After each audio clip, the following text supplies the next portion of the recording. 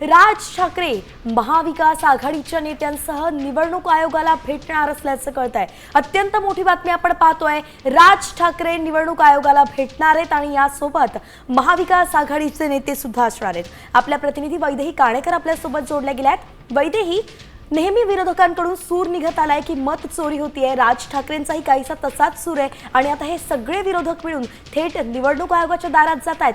काय होऊ शकतंय?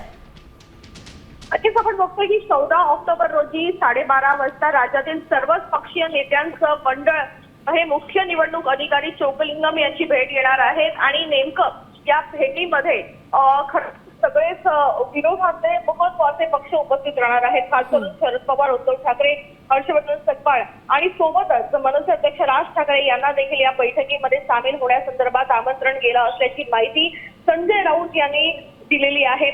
सोबतच राज्याचे मुख्यमंत्री देवेंद्र फडणवीस यांनी देखील या बैठकीमध्ये सामील व्हावं आणि राजकारण नाही तर लोकशाही वाचवण्यासाठी ही खरं तर बैठक असल्याचं त्यांनी स्पष्ट केलेलं आहे। त्याच्यामुळे लोकशाही वाचवायला देवेंद्र फडणवीस यांनी एक पाऊल पुढे टाकून या बैठकीमध्ये उपस्थित राहावं असं आवाहन देखील संजय राऊत यांनी केलं असल्याची माहिती दिलेली आहे। त्याच्यामुळे एकूणच सगळे विरोधक असणार आहेत, मात्र सगळ्यात महत्वाचं म्हणजे या एकूणच बैठकीमध्ये राज ठाकरे सामील होतील का हे पाहणं महत्वाचं आहे। कारण मनसेतर्फे याच्या आधी देखील चोक्कलिंगम यांच्या सोबत अनेक बैठका करण्यात आलेल्या आहेत।